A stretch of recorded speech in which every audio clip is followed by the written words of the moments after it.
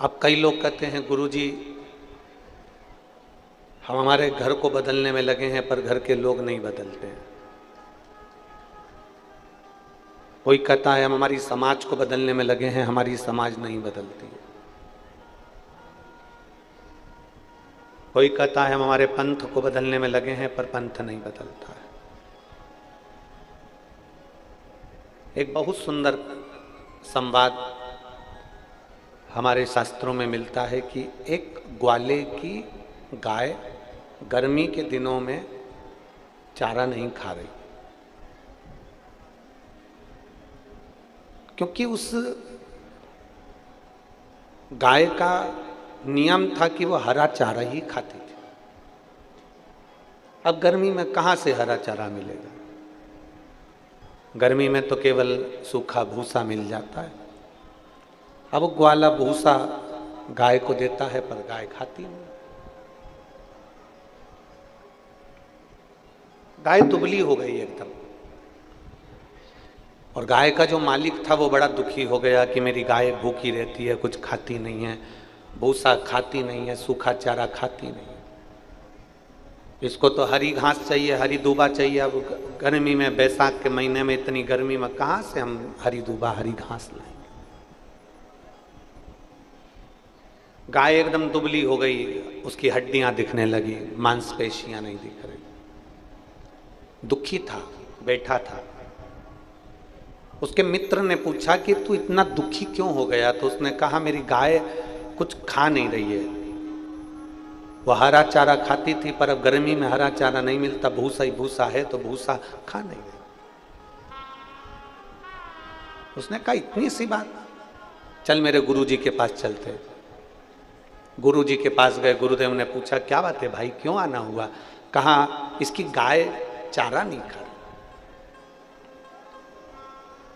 गाय चारा नहीं खा रही? नहीं खा। अब क्यों नहीं खा रही? उसकी आदत में है, वो हरा चारा खाती है और ये सूखा भूसा गाय नहीं खा रही, इसलिए दुबली हो गई है वो। अब करूं तो करूं क्या? गुरुजी ने कहा एक काम करो, उसके लिए चारे का कलर चेंज कर दो।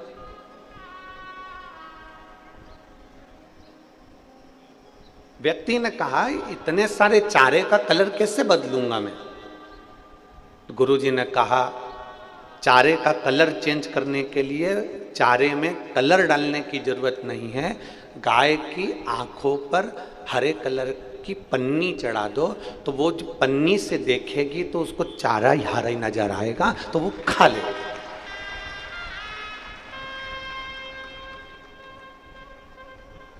अब बहुत ध्यान देना इस चरित्र को, केवल गाय के चरित्र से अपने को अपना चरित्र देखना है। ये पूरी दुनिया भूसा है। आप इसको ग्रहण करना चाहते हो, आप इसको बदलना चाहते हो। मैं अपने भाई को बदल लूँ, मैं अपनी मम्मी को बदलूँ, मैं अपने पापा को बदलूँ, मैं उनका रहने का तरीका बदलूँ, मैं अपने घर को बदलूँ, मैं अपने काका को बदलूँ, मैं अपनी ताऊ को बदलूँ, मैं अपने मामा को बदलूँ, मैं अपनी बुआ को बदलूँ। सारी दुनिया दूसरे को बदलने में लगी है। शिव महापुराण की कथा कहती है किसी को मत बदलो, ये भूसा भूसा ही रहेगा, दुनिया ऐसी ही रहेगी, बस अपनी आंखों पर शिव पुराण का चश्मा चढ़ा लो।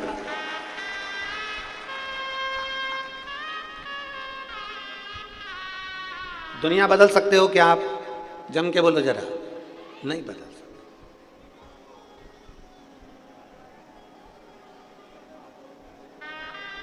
सारी दुनिया चिल्ला रही है सनातन धर्म को बचा लो रे, सनातन धर्म को बचा लो रे, सनातन धर्म को बचा लो रे। उसके बाद भी लोग सनातन धर्म पर उंगली उठाते हैं और सनातन धर्म को गालियां देते हैं, अपने अपनों को गालियां देते हैं, तो फिर कैसे बचे?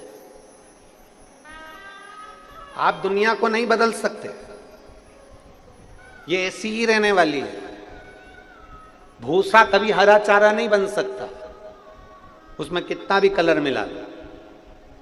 चतुरता गुरु से सीखो। गुरु जी ने कहा गाय के ऊपर हरे कलर की उसकी आंखों पर पन्नी चढ़ा दो तो उसको चारा हरा दिखने लगेगा। उसी तरह अपने को, दुनिया को नहीं बदलना, अपन अपनी आंखों पर भगवान के नाम का ऐसा चश्मा चढ़ाओ जिससे हर एक में शिव नजर आना प्रारंभ हो जाए। हर एक में परमात्मा नजर आना प्रारंभ हो जाए, हम अपनी दृष्टि से कभी कुछ गलत देखे ही ना। जिस दिन अपनी वाणी से सुबह 4 बजे से लेकर रात्रि को सोते समय तक तुम्हारी अपनी वाणी से तुमने किसी को अपशब्द नहीं कहा, तुम्हारे मुख से निंदा नहीं निकली, तुम्हारे मुख से अपशब्द नहीं निकला, तुम्हारे मुख से किसी की बुराई नहीं निकली, तुम्हारे मुख से किसी के लिए गाली नहीं निकली, तो समझ लेना वो दिन तुम्हारा नहीं था, तुम्हारे पूर्वजों का, तुम्हारे पितरों का, तुम्हारे भगवान का दिन था।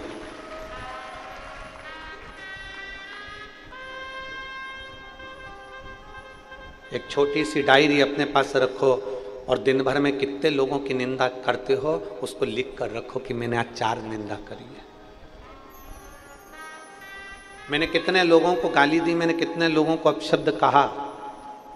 ये वाणी जो दी है ना परमात्मा ने, ये भजन करने के लिए दी है। बड़ी मुश्किल से मिली है ये वाणी। किसी गूंगे व्यक्ति से पूछना कि उसको वाणी की कीमत क्या होती है। किसी गूंगे व्यक्ति से पूछना कि वाणी की कीमत क्या है, वो आवाज निकालने के लिए, बोलने के लिए आंख से आंसू बहाता रहता है। इन कानों की कीमत, किसी बहरे व्यक्ति से पूछना कि इन कानों की कीमत क्या है। मशीनें लगाता है, ऑपरेशन कराता है, इसके बाद भी उसकी कान की आवाज नहीं आती, वो भ्रम जैसा रहता है, एकदम किसी से बोलता नहीं, चालता नहीं। नैनों की कीमत, कभी जिसकी आंखें नहीं है, जो नेत्रों से विहीन है, उससे पूछो कि आंखों की कीमत क्या होती है। तरसता है ये दुनिया का नजारा देखने के लिए। मेरे भोले बाबा ने तो आपको जीवान भी दी है अच्छा बोलने के लिए, कान भी दिए हैं शिव पुराण सुनने के लिए, और नेत्र भी दिए हैं भोलेनाथ का दर्शन करने के लिए। उसके बाद भी हम अपनी जिह्वा का प्रयोग अगर गलत शब्दों में करें, अपन अपनी जिह्वा का प्रयोग अपन किसी की निंदा में करें, किसी की बुराइयों में करें, तो भगवान ने हमें शरीर बनाया भगवान के भजन के लिए, और हमने उसको लगा दिया गलत काम के लिए। हमें दुनिया को नहीं बदलना।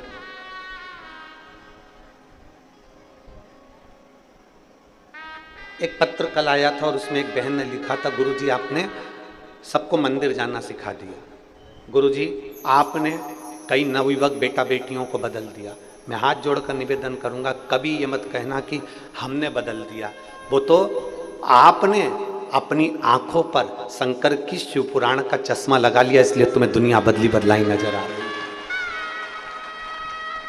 सियोर वाले महाराज की सामर्थ्यता नहीं है कि वो किसी को बदल दे। ये हमारी सामर्थ्यता नहीं है कि हम कुछ बदल सके, ये हमारे बस की बात नहीं है। ये तो आपने कथा सुनते सुनते सुनते सुनते अपने आप को बदल लिया। जब अपने आप को बदला, आपने मंदिर जाना चालू करा, आपने पशुपति व्रत करना प्रारंभ करा, आपने बेलपत्र चढ़ाना प्रारंभ करा, आपने धतूरा चढ़ाना प्रारंभ करा, आपने मंदिर में सफाई करना प्रारंभ करा, तो पड़ोसन को लगा कि रोज मंदिर में जल चढ़ा रही है इसलिए भगवान इसकी सुन रहा है, तो पड़ोसन मंदिर जाना प्रारंभ करी, पड़ोसन को देखकर धड़ोसन जाना प्रारंभ करी, धड़ोसन को देखकर अड़ोसन जाना प्रारंभ करी। हम नहीं बदले, अर्थात हमने किसी को नहीं बदला, आपने अपनी दिनचर्या बदल ली, आपने अपना जीवन बदल लिया। तो आपने अपने पूरे के पूरे परतवाड़ा को, अमरावती को, सिरज गांव को, बलगांव को, अंजन गांव को, जितने जितने गांव हैं सबको तुमने बदला। सियोर वाले महाराज की सामर्थ्यता नहीं है कि वो बदल दे, वो क्या बदलेगा। हमारी कोई सामर्थ्यता नहीं कि हम कुछ बदल सके, हम कुछ कर सके। ये आपकी सामर्थ्यता है। और बुरा जो देखन में चली और बुरा न मिलिया कोई। संसार में बुरा कोई नहीं है। हमने पहले दिन की कथा में कहा था, ना सास बुरी होती है, ना ननन बुरी होती है, ना बहू बुरी होती है। अगर बहू बुरी होती तो सास अपनी जेवर तुड़वाकर बहू को चढ़ावे में नहीं चढ़ाते। बोलो सही है। और अगर बहू सास बुरी होती तो वो जेवर नहीं देती, वो कपड़े नहीं देती, वो गालियां ही देती। और बहू बुरी होती ना तो वो अपना घर छोड़कर तुम्हारे घर में नहीं आते। ना सास बुरी है ना बहू बुरी है। बुरा एक समय होता है, उस समय को थोड़ा सा टल जाने दो, उस समय को थोड़ा सा निकल जाने दो, अपने आप अपना जीवन आनंदमय हो जाता है। बहुत सुंदर चीज सीखना चाहिए। कि कैसी भी विषम परिस्थिति आई पर परशुराम भगवान हार नहीं माने।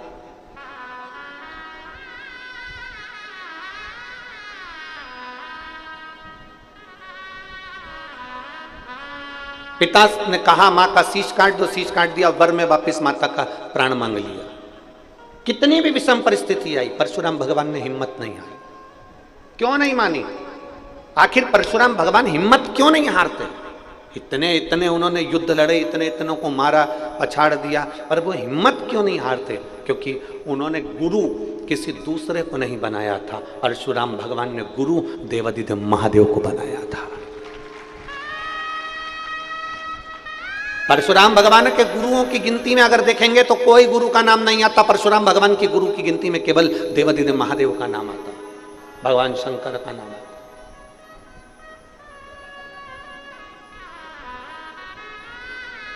हमारे जैसे नहीं थे परशुराम भगवान की, हम भटक जाते हैं अपने गुरु के पथ से।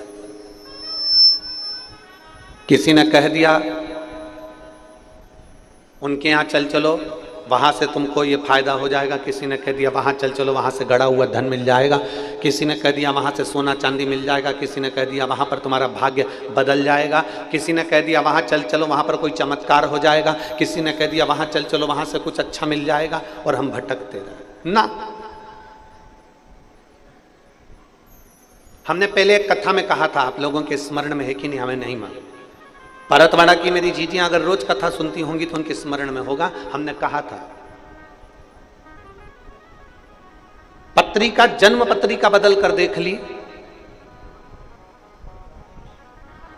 वास्तु वाले से पूछकर घर बदल कर देख लिया, दुकान बदल कर देख ली, कपड़े बदल कर देख लिए, अंगूठियां बदल कर देख ली, कलर बदल कर देख लिया, सोने वाला कमरा बदल कर देख लिया, जिस कमरे में सोते हो पलंग पर सोने की दिशा बदल कर देख ली, और तो भी तुम्हारे ग्रह अगर नहीं सुधरे तो फिर एक बार अपने आप को बदलने का प्रयास करना, महादेव कृपा कर दे। अभी तक अंगूठी बदली थी, पत्रिका बदली थी, सोने की दिशा बदली थी, मकान बदला था, कमरा बदला था, दुकान बदली थी, सब कुछ बदल कर देख लिया। अब अपने आप को बदलो। अब ऐसा मन बना लो कि अब मैं कहीं नहीं भटकूंगा। मैंने बहुत लोगों से मिल लिया, बहुत लोगों के दरवाजे पर चले गया, बहुत लोगों से बात कर ली, अब मुझे नहीं भटकना। अब मुझे केवल देवाधिदेव महादेव के दरवाजे पर जाकर एक लोटा जल चढ़ाना है, और उस जल को जब तक चढ़ाता रहूंगा जब तक मेरा महादेव नहीं सुनेगा। कभी तो सुनेगा।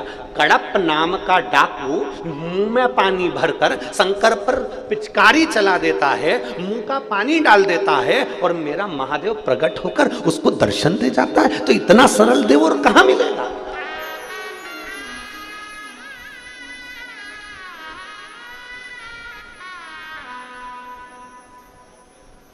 इतना सरल देव कहां प्राप्त हो? विचार करिए। हम दुनिया में रहते हैं ना, हम हमारे मोहल्ले को बदलने का प्रयास कर रहे हैं। मेरे कॉलोनी के लोग बदलना चाहिए, मैं जैसा बोलूं ना वैसा करना।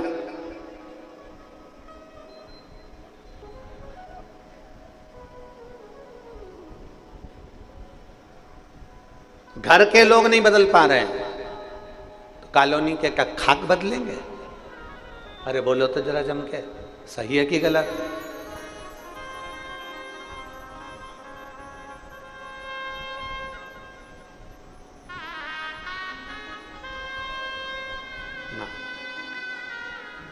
व्यर्थ की बातें हैं कि हम इसको बदल देंगे, हम उसको बदल देंगे।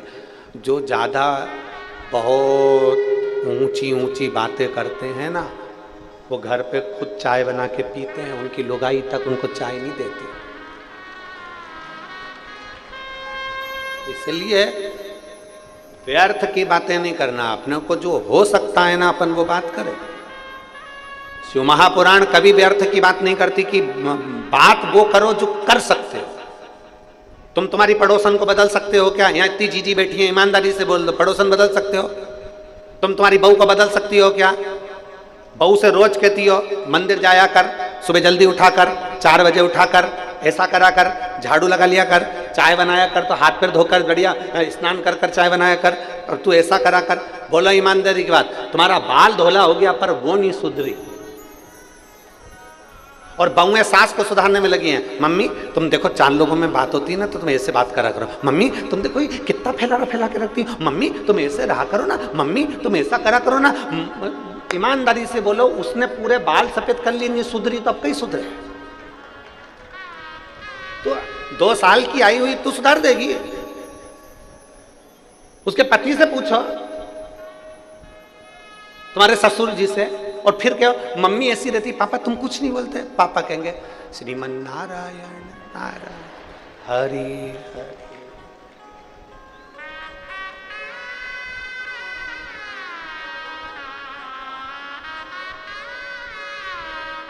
ससुर भी कह देंगे बहू घर में रहना है तो भजन कर ले पड़ी पड़ी, कुछ मत। ससुर भी कह देंगे बेटा मेरे इतने बाल उड़ गए, रही सब चलेगा। क्या वो, हम किसको बदलना चाहते हैं? मेरा सासू माओं से निवेदन है आप बहू को बदलने का प्रयास मत करो, और बहुओं से निवेदन है तुम सास को बदलने का प्रयास मत करो। एक काम आज अक्षय तृतीया से कर लो, हम अपने आप को बदलेंगे, हमें दूसरे से मत। और तुम बदल कर देखो फिर मजा आएगा, तुम बदल कर देखो फिर जिंदगी जीने का एक आनंद आएगा। तुम बदल कर देखो अपने आप को, और जिस दिन तुमने अपने आप को बदल लिया उस दिन जीवन का आनंद है। और पर करें तो करें क्या महाराज, हम सबको बदलना चाहते हैं पर अपने आप को हम कभी बदलना नहीं चाहते। जब हम अपने आप को नहीं बदल सकते तो दुनिया कैसे बदलेगी? गायत्री परिवार वाले कहते हैं हम सुधरेंगे, जम जम के बोलो जरा, हम सुधरेंगे युग सुधरेगा, हम बदलेंगे युग बदलेगा। हम बदलें तो पहले। शंकर भगवान का मंगल विवाह हो गया माता पार्वती जी के साथ में।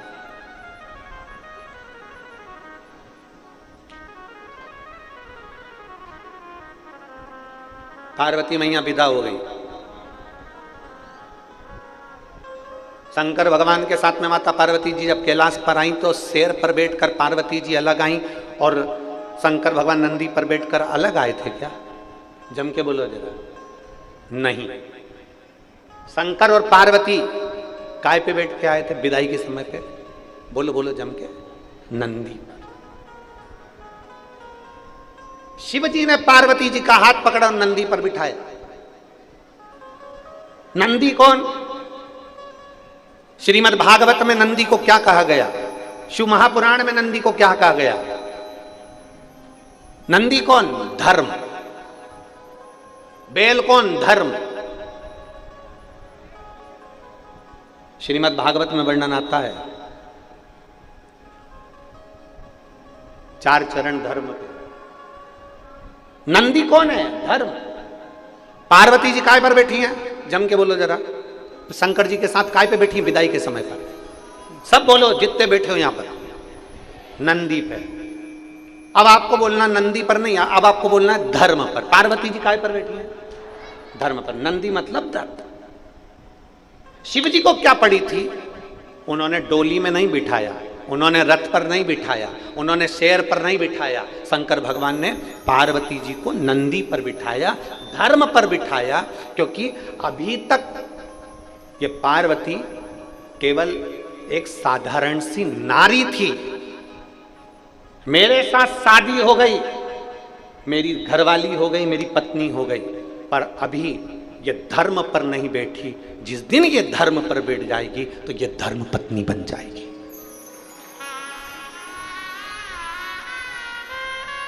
अपनी पत्नी को धर्म पत्नी बनाने के लिए धर्म पर बिठाया गया है।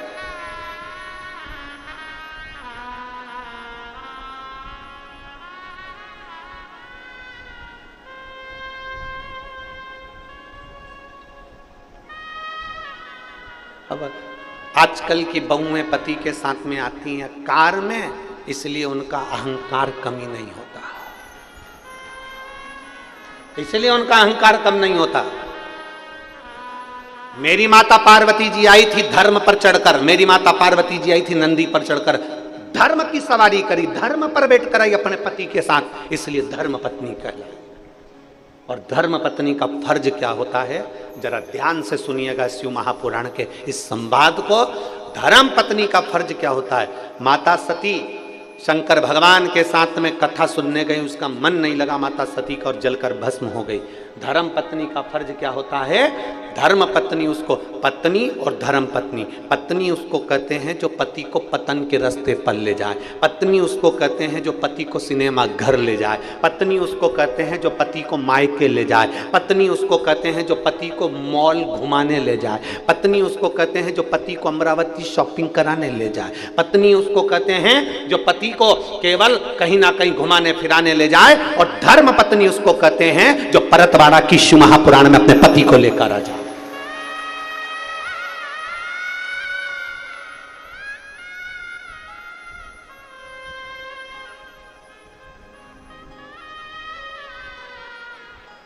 यहां इतनी बैठी हैं, आपसे निवेदन है 7 दिन में कम से कम 1 दिन धर्म पत्नी बनने का प्रयास करना। कितने दिन? 1 दिन। अपने पति के रोज कहना, सुनो परतवाड़ा में कथा चल रही है, अपने गांव में कथा चल रही है, 40 किलोमीटर, 100 किलोमीटर, 150 किलोमीटर, चलो अपन सुन के आते हैं। नहीं, फुर्सत नहीं है, सीजन का टाइम है, अक्षय तृतीया का समय है, शादी ब्याह का समय है, नहीं मैं नहीं जाऊंगा। रोज कहो, रोज प्रार्थना करो, सुनो तो सही अब की बार मुझे कहीं मत भेजना, पर मुझे कथा में तो लेकर चलो। तू चली जाना, किसी के साथ पड़ोसन जा रही होंगी, ये जा रही होंगी, सहेली जा रही होगी ना, तुम चलना पड़ेगा, तुम्हें चलना है। 7 दिन भले तुम 6 दिन अकेली आ गई, पर 1 दिन अपने पति को लेकर आना। क्यों? क्योंकि देखो पति कमाता है, लाता है, तुम्हारे हाथ में देता है। वो कितना दुकान पर झूठ बोलता होगा, कितना कपट करता होगा, अपने परिवार को पालने के लिए क्या क्या करता होगा, ये पति जानता है। पर तुम धर्म पत्नी हो, अपने पति को अगर 7 दिन में से 1 दिन विश्व महापुराण की कथा में लेकर आ गए तो खुद भी बैकुंठ गई और पति को भी बैकुंठ लेकर गई है, कहीं भटकने नहीं दिया है। सावित्री का पथ तुम्हारा पथ है, अनसुईया का पथ तुम्हारा पथ है, जानकी जी का पथ तुम्हारा पथ है, राधा जी का पथ तुम्हारा पथ है। वो पथ तुम्हारा छूटना नहीं चाहिए।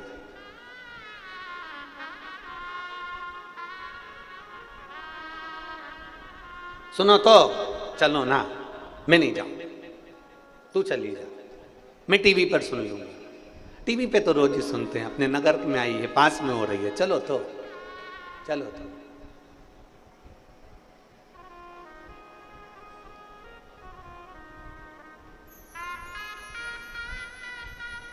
थोड़ा चिड़चिड़ करेगा, गुस्सा करेगा, क्रोध करेगा, उनसे कहना चलो अच्छी बात है, तुम कथा में नहीं चलो, कोई बात है मत चलो, पर मेरे साथ शंकर के मंदिर तो चलो, उतना ही चलो, बहुत। शिव के दरवाजे तक तो जाओ, शिव की चौखट तक तो पहुंचो। पत्नी और धर्म पत्नी में अंतर है। पार्वती मैया धर्म पत्नी थी, इसलिए जैसे ही शादी कर आई नंदी पर बैठ कर आई, नंदी पर बैठ कर आते से ही माता पार्वती मैया जैसे नंदी पर बैठ कर आई, शंकर भगवान ने नंदी पे से पार्वती जी को नीचे उतारा। नीचे उतारने के बाद पार्वती जी से कहा चलो अब यहाँ बैठो। एक बड़ा सा ओटला बना हुआ था, उस ओटले पर पार्वती जी बैठ गई। जैसे ही वो ओटले पर पार्वती जी बैठी, 1 घंटा, 2 घंटा, 3 घंटा, 4 घंटा हो गया। पार्वती जी को जब 4 घंटे हो गए तो उन्होंने भगवान शंकर से पूछा, भोलेनाथ जी प्रभु घर कब चले? पार्वती जी ने पूछा घर कब चलेंगे? शंकर भगवान बोले यही तो घर है।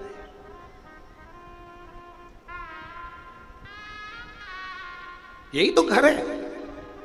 पार्वती जी बोलती हैं ये तो सारा वीराना पड़ा हुआ है, ये सारा वीराना शमशान जैसा दिखता है, शमशान ये सारा वीरान पड़ा हुआ है।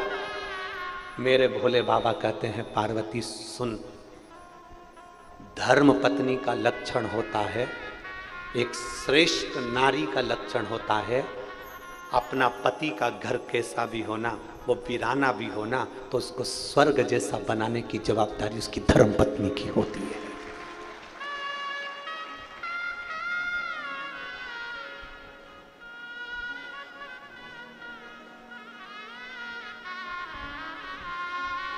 एक नारी की जवाबदारी होती है घर को स्वर्ग जैसा बनाने की, गौलाक धाम जैसा बनाने की, अच्छा बनाने की जवाबदारी एक धर्म पत्नी की होती है। पर शादी करके आने के 1-2 महीने तक तो धर्म पत्नी काम करती दिखती है।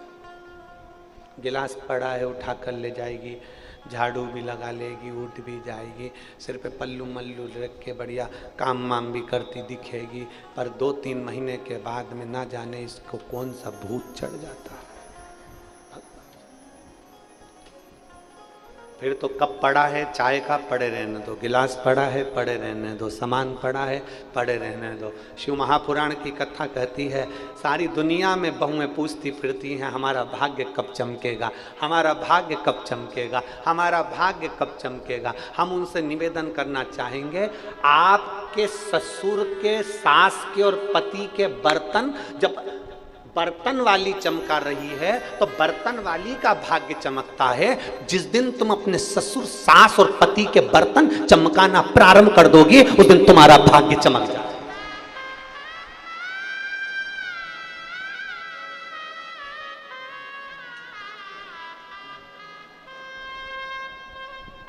बर्तन कौन चमका रहा है तुम्हारे घर के अंदर? तुम तो बढ़िया आराम से मोबाइल,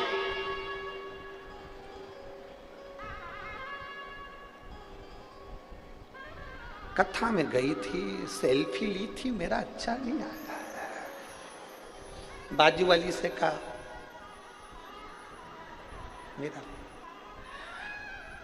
मेरा भी आना चाहिए, और इतने में तीसरी आ गई, मेरा भी आना चाहिए। जैसे सेल्फी में फोटो ढूंढ रही हो कि मेरा भी आना चाहिए, उसी तरह अपने आप में गौरवान्वित होना कि मैं शंकर के मंदिर में जाती हूं तो मेरा फोटो भोलेनाथ जी के पास में भी है,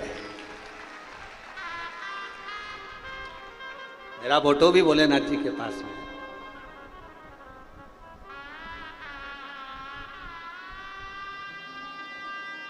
वो ना जाने कौन सा एक गाना था, तेरा फोटो में सीने से चिपका के, ये सब कुछ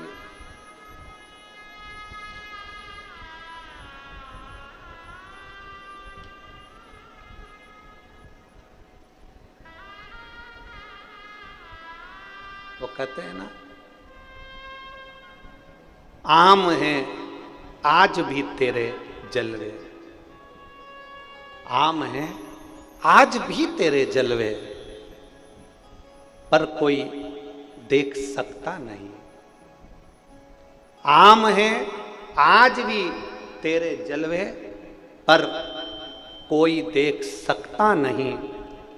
सबकी आंखों पर पर्दा पड़ा है, तेरे चेहरे पर कोई पर्दा नहीं, तेरे चेहरे पर कोई।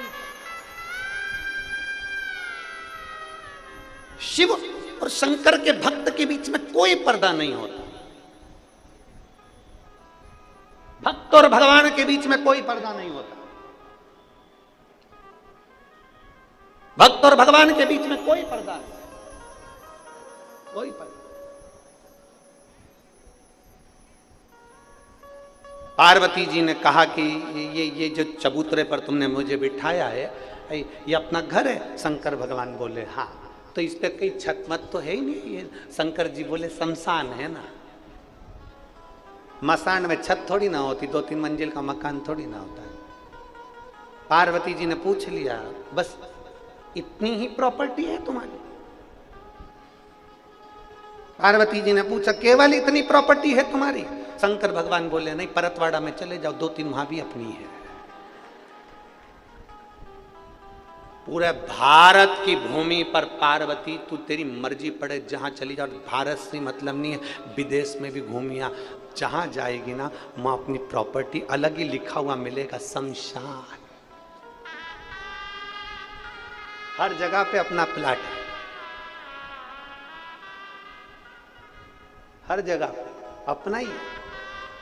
दुनिया के लोगों का तो एक जगह पर जमीन रहती है, एक जगह पर नाम रहता है, जहां जाओ वहां शमशान मिल ही जाता है, और शमशान 1, 2, 3 तो मिलेंगे ही सरी।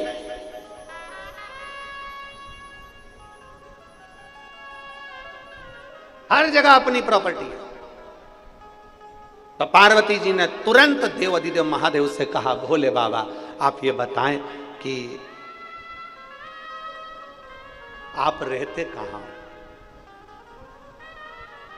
शंकर भगवान से पूछ लिया पार्वती ने, आप रहते कहां हो? ये धर्मपत्नी पति से पूछती है, क्यों 10 बजे तक आ रहे हो, कहां थे? पत्नी पति से बात पूछती है, तुम 11 बजे तक आ रहे हो, कहां थे? और कई कई नहीं पूछती है तो भगोने जैसा मुंह करके पति समझ जाता है।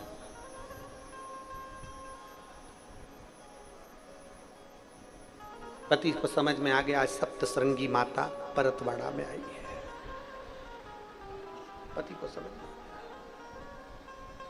ध्यान में आ गया। पार्वती जी ने पूछा, आप रहते कहां हो?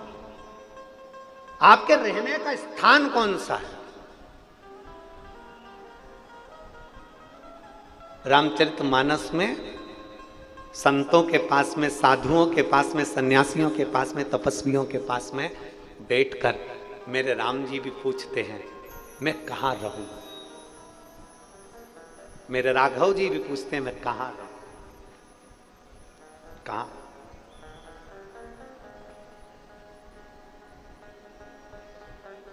पार्वती जी ने पूछा तुम रहते कहां हो, कहां रहते हो? शंकर भगवान ने कहा,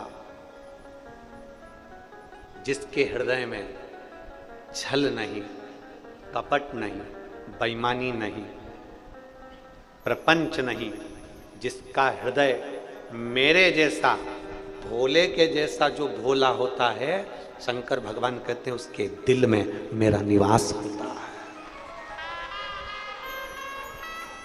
उसके हृदय में मेरा निवास है। मुझे ढूंढने के लिए कहीं मत जाना। शंकर भगवान की कथा कहती है शिव को ढूंढने के लिए कहीं मत जाओ, कंकर में शंकर है। शंकर भगवान को ढूंढने के लिए कहीं मत जाओ, एक एक पत्ते पत्ते में शिव है। शंकर भगवान को ढूंढने के लिए कहीं मत जाओ, एक एक जीव में शंकर समाया हुआ है, कंकर में शंकर समाया हुआ है, एक एक अणु अणु में शिव है, एक एक तत्व में शिव है। जल में, अग्नि में, भूमि में, मिट्टी में, तुम जिसमें देखोगे सब में शंकर है।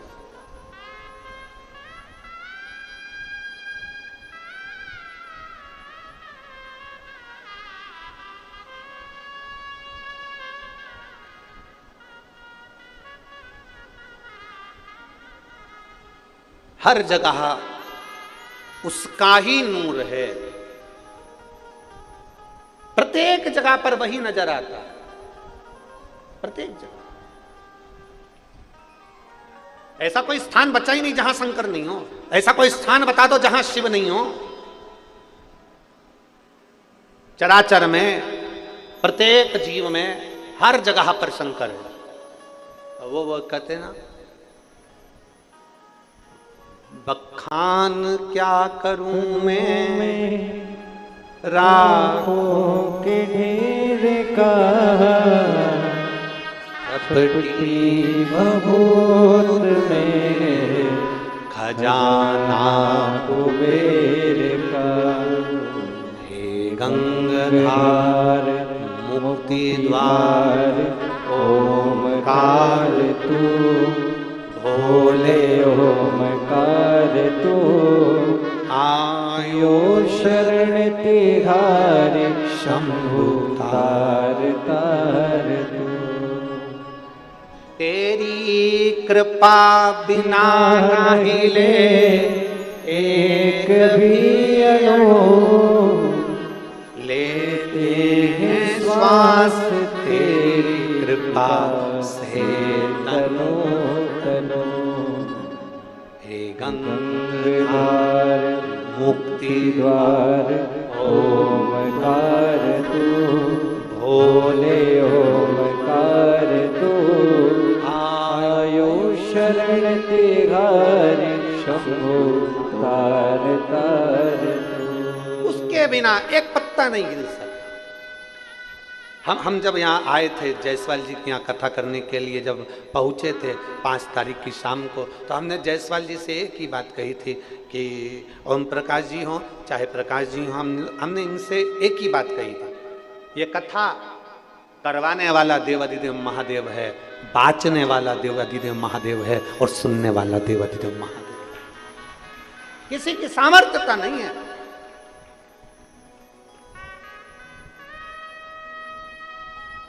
आप खुद अपने लिए छाता लगाते हो। शिव महापुराण को बाचते बाचते कई साल निकल गए, कई वर्ष निकल गए, लगातार कथा करते करते करते करते, और इस व्यासपीठ ने देखा है जहाँ शिव पुराण की कथा होती है, जितनी देर कथा चलती है उतनी देर मेरा बाबा ऐसे छाँव कर कर बैठा रहता है और अपने भक्तों को कथा सुनाता रहता है। उसके आने का एहसास वो कराता रहता है। कभी पानी गिरेगा, कभी हवा चलेगी, कभी ऐसा, कभी पास में से हवा की तरंग निकल कर जाएगी, कभी ऐसा लगेगा कि कोई इतना सुगंधित हवा हमारे बाजू में से निकल कर गई, उसमें सुगंध आ रही थी। कौन निकल कर गया आप जान नहीं सकोगे। मेरा महादेव हर पल हर घड़ी इस, हम कहते हैं, लोग कहते हैं शिवपुराण कहाँ होती है, हम कहते हैं जिस भूमि पर शिवपुराण होती है उस भूमि को मेरा महादेव कैलाश पर्वत बना देता है, उस स्थान को कैलाश बना देता है।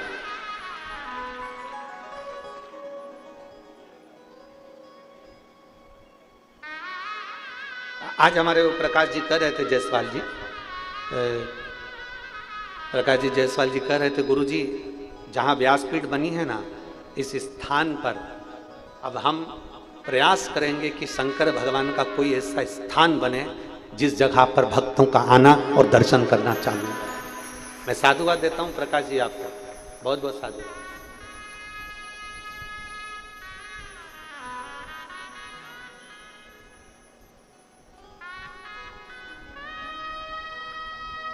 भगवान शिव स्वयं, कोई दूसरे की सामर्थ्यता नहीं है। शंकर भगवान माता पार्वती जी से कर रहे हैं, एक नारी का कर्तव्य है अपने परिवार को सुख प्रदान करना, एक नारी का कर्तव्य है अपने परिवार को एक अच्छा बनाने का प्रयास करना, स्वर्ग जैसा घर अच्छा बनाने का प्रयास करना नारी कर सकती है, दूसरा कोई नहीं करे, केवल नारी करे।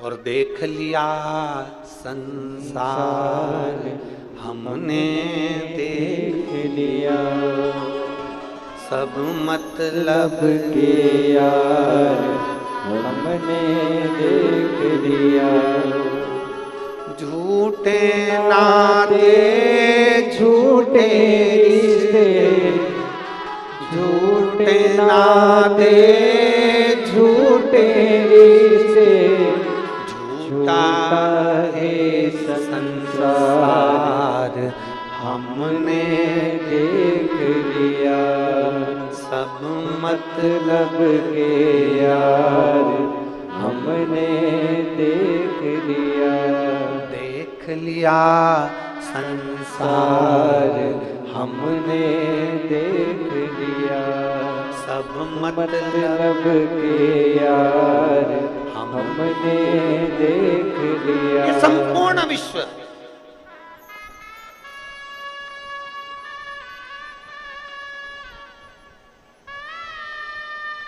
तुम्हारे सुख के, तुम्हारी संपत्ति के बंटवारा होता है ना, तो सबसे आगे परिवार वाले खड़े होते हैं।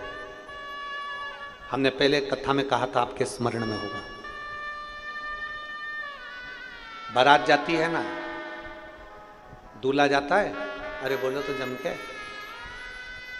दूल्हे के आगे बाराती नाचते हैं कि पीछे नाचते हैं?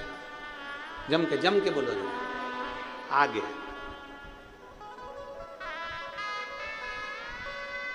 सुख में परिवार वाले, संपत्ति में परिवार वाले सबसे आगे होते हैं। और जब कोई मरता है ना, मुर्दे को लेकर जाते हैं तो सब आगे चलते हैं कि पीछे? पीछे। ये दुनिया की रीत है।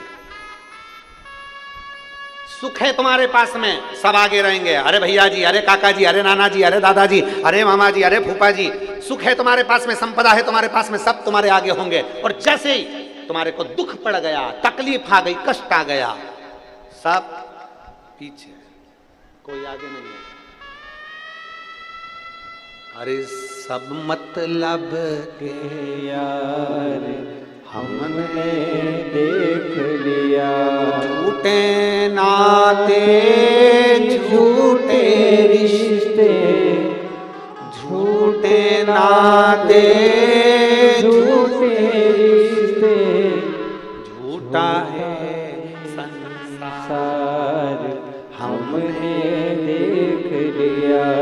सब मतलब के यार हमने देख लिया। इनको परखना। संपदा के बंटवारे होंगे सबसे आगे परिवार वाले होंगे, सुख के बंटवारे होंगे सबसे आगे परिवार वाले होंगे। जैसे ही दुख पड़ेगा उस दुख में परिवार वाले आगे नहीं होंगे। उस दुख में जो तुमने शंकर जी को एक लोटा जल चढ़ाया है, तुमने जो शिव महापुराण की कथा सुनी है, वो महादेव तुम्हारे साथ में होगा, कोई दूसरा नहीं, केवल शिव। एक पत्र है,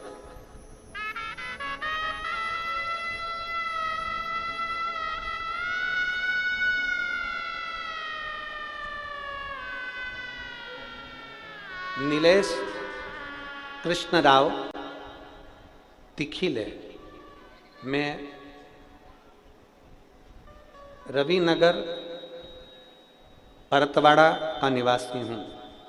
मेरा मोबाइल नंबर ये है, कहीं बैठे हो तो हाथ हिला सकते हैं, अगर कहीं बैठे हो तो हाथ हिला सकते हैं।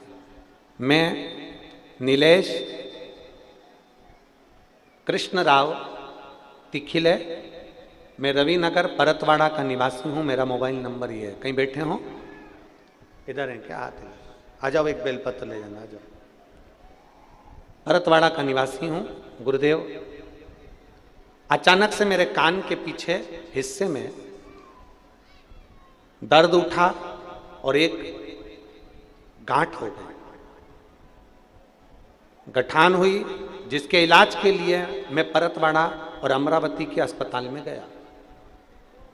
गुरुजी, जैसे ही डॉक्टर ने मेरे को ये देखा तो देखते से डॉक्टर ने कह दिया इसका ऑपरेशन होगा और ऑपरेशन होने के बाद ये गठान की जांच होगी। अब ये सुनकर मेरी पत्नी भी चिंता में आ गई और हम लोग भी बड़े चिंता में आ गए, और हम तुरंत आपकी कथा सुनते थे तो हमारे चित्तवृत्ति में ये मन था कि रुद्राक्ष मिल जाए और उसका जल और शंकर के मंदिर में जाना प्रारंभ करें। हम सीहोर गए, वहाँ से जल लाए और यहाँ वहाँ से रुद्राक्ष लेकर आए और शिव जी के मंदिर में जाना प्रारंभ कर दिया। आप कहते हो कि अगर कैसी भी गांठ हो, कैसी भी तकलीफ हो, शिव जी पे चढ़ी हुई बेलपत्र नंदी के पास बैठकर कुंदकेश्वर महादेव के नाम से अगर खाई जाती है तो बाबा उस गठान को गला देता। गुरुदेव, हमने कुंदकेश्वर महादेव के नाम से उस बेलपत्र को खाना प्रारंभ करा। वापिस डॉक्टर को दिखाने के लिए गए तो डॉक्टर बोला कि इसका ऑपरेशन करा लो, उसकी जांच होगी। फिर हमने विचार करा कि ऑपरेशन अभी नहीं कराना और हम फिर शंकर जी के मंदिर में जाना प्रारंभ कर दिए। गुरुदेव, मैं बाबा का क्या गुणगान करूं। रुद्राक्ष का जल और बाबा के चरणों की एक बेलपत्र कुंदकेश्वर महादेव के नाम से जब खाना चालू करी और उसके बाद में हमने बाबा से विनती करी, बाबा कुछ भी करो, ऑपरेशन नहीं होना चाहिए। बाबा का चढ़ा हुआ जल हम उस गठान पर लगाने लगे। बाबा की कृपा से 15 दिन बाद हमने जांच कराई तो गठान पूरी गल चुकी थी। मैं बाबा को यहाँ नमन करने के लिए आया। ये शिव तत्व है, शंभू ओगड़ी है।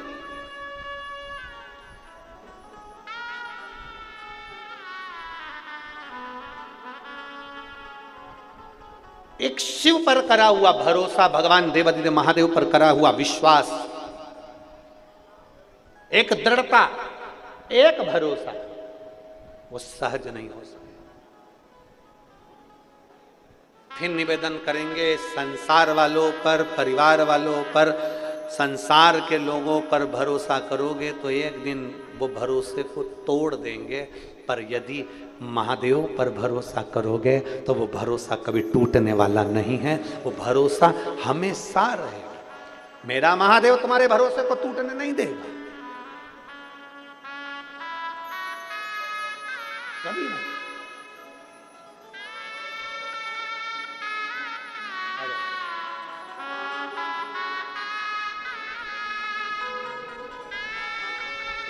ठीक है, आराम हो गया पूरा।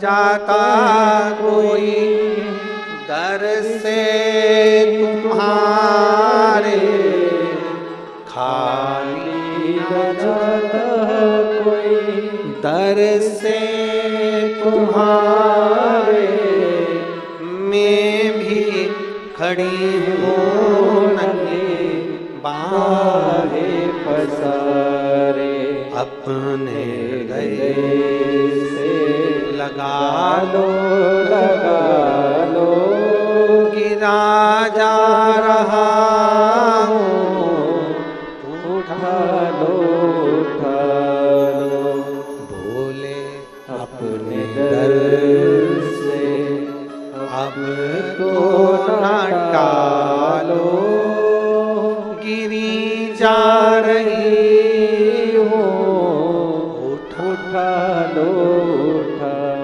लो। शिव को समझना कठिन। पार्वती जी पूछ रही, भोलेनाथ कहां रहते हो? कहां?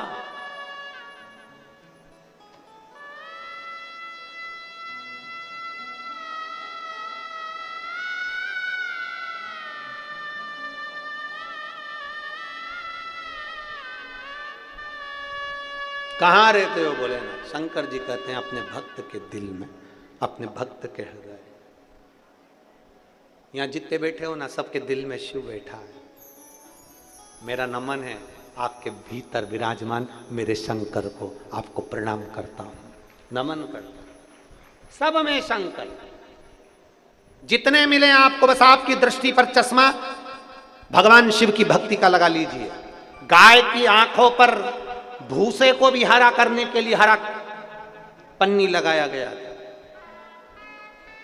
आपके नयन पर भक्ति का चश्मा चढ़ा दो, शिव भक्ति का। फिर दुनिया के लोग कुछ भी कहना, आग लगे बस्ती में अपन रहो मस्ती में, बोल बम का नारा है। जरा जम के, अक्षय तृतीया का दिन है, बड़े भाव से बोल बम का नारा है। आज अक्षय तृतीया मतलब अखंड दिन है।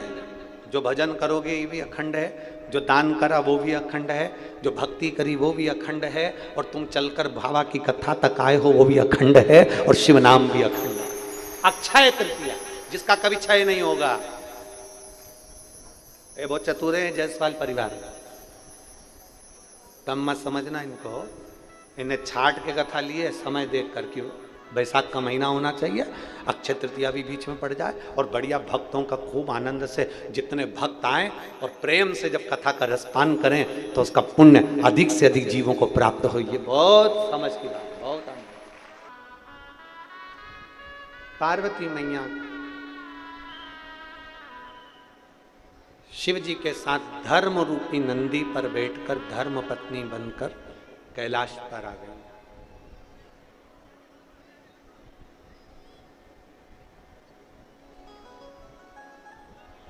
कैलाश क्या है? शिव महापुराण की कथा कहती है कि जैसे दुनिया के लोग कहते हैं कि कैलाश जाना है। अच्छा, एक बधाई आपको और आज की कथा में हम दे दें। केदारनाथ बाबा के आज पट खुल रहे हैं, उसकी बधाई आप सभी।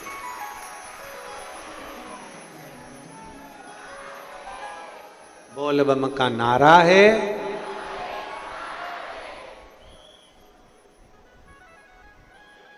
आप में से कई लोग ऐसे भी होंगे जो दर्शन के लिए जाने का प्लानिंग कर रहे होंगे। बाबा सबको दर्शन करने बुलाए, हम तो यही प्रार्थना करते हैं देवाधिदेव महादेव की कृपा सब पर बनी। कैलाश क्या है? लोग कहते हैं भगवान शंकर कैलाश पर रहते हैं। शिव महापुराण की कथा कहती है कैलाश है क्या? तो कहा कैलाश शीतलता है, कैलाश शांति है, कैलाश निर्मलता है, कैलाश सहजता है, कैलाश सरलता है, कैलाश मौनता है। शिव महापुराण की कथा कहती है मेरे भोलेनाथ, लोग कहते हैं कैलाश पर रहते हैं, शिव पुराण कहती है जिस भक्त का हृदय शांत रहता है, शीतल रहता है, आनंद में रहता है, मेरा भोलेनाथ उसके दिल रूपी कैलाश में सदा विराजमान रहता है। कैलाश कोई दूसरा नहीं है, हमारा दिल, हमारा हृदय, ये कैलाश से कम थोड़ी ना। इसको समझने वाला चाहिए। जैसे एक व्यक्ति साइकिल चला रहा था,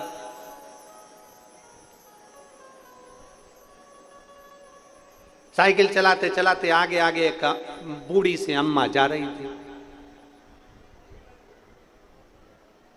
और साइकिल उस बूढ़ी सी अम्मा में टकरा। अम्मा नीचे गिर गई। उठते से ही अम्मा ने बोला, ब्रेक नहीं मार सकता था? साइकिल वाला बोला, पूरी साइकिल तो मार दी।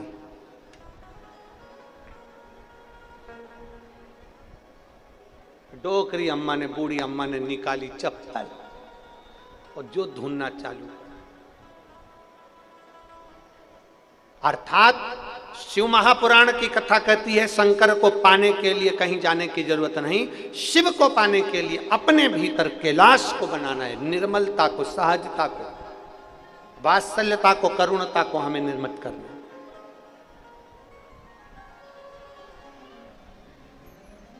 और शंभु शरणे पड़ी मांगू घड़ी रे घड़ी, दुख काटो दया करी दर्शन आपो। पार्वती और भगवान शंकर कैलाश पर विराजमान हो जाते हैं। कैलाश अर्थात अपने भक्त का हृदय। निर्मल मन सो मोहि पावा, मोहि छल छिद्र कपट ना। भगवान को पाने का सबसे सुंदर तरीका अपना दिल, हृदय।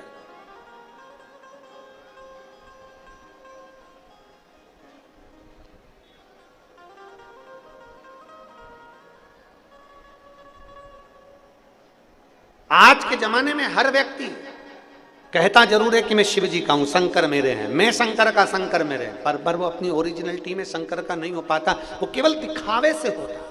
और तो भी शिव पुराण कहती है कैसे भी हो, दिखावे से हो चाहे कैसे हो, पर शंकर के हो तो।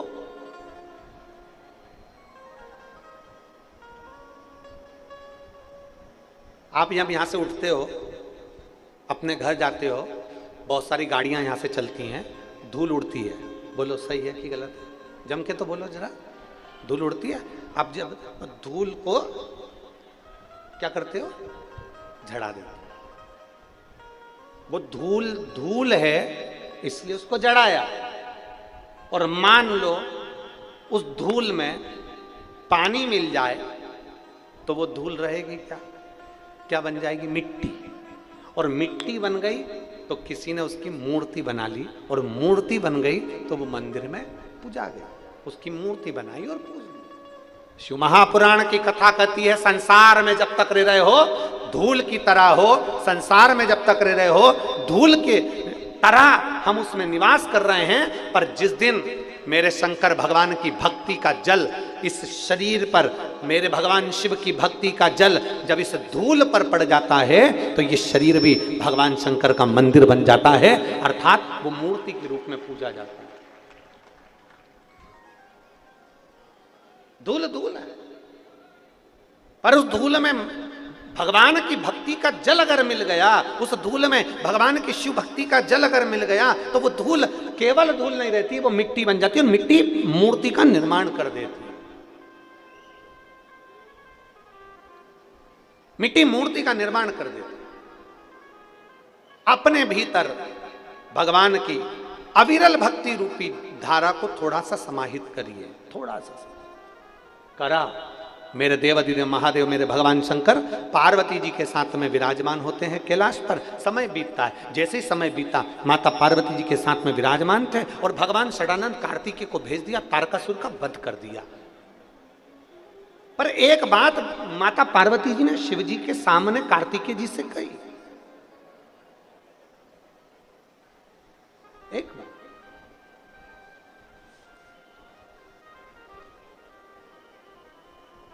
हमारे बीच में माननीय श्री रवि जी राणा जी पधारे हैं, विधायक महोदय अमरावती। एक बार जोरदार ताली बजाकर उनका स्वागत वंदन।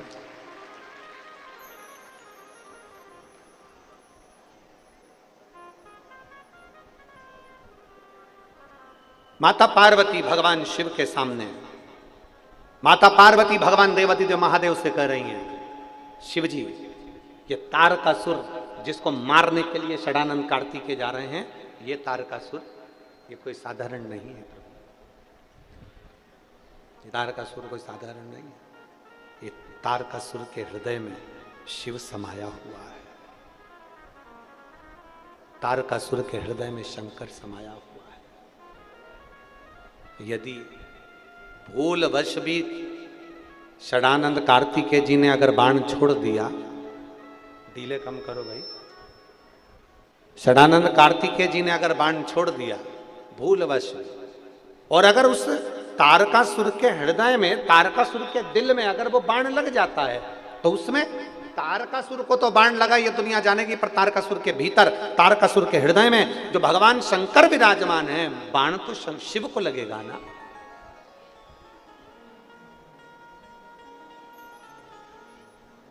आज एक बात अक्षय तृतीया पे सीख कर जाइए इस कथा के पंडाल से,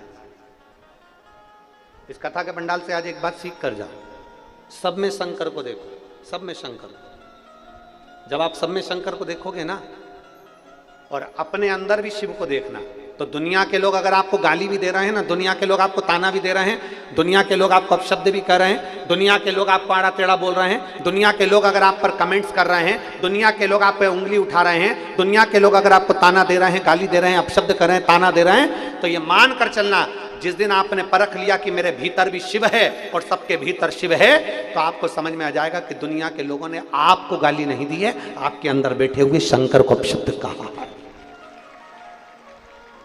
सारी समस्या का हल, जरा जम के बोलिए, सारी समस्या का हल जिस दिन समझ गए कि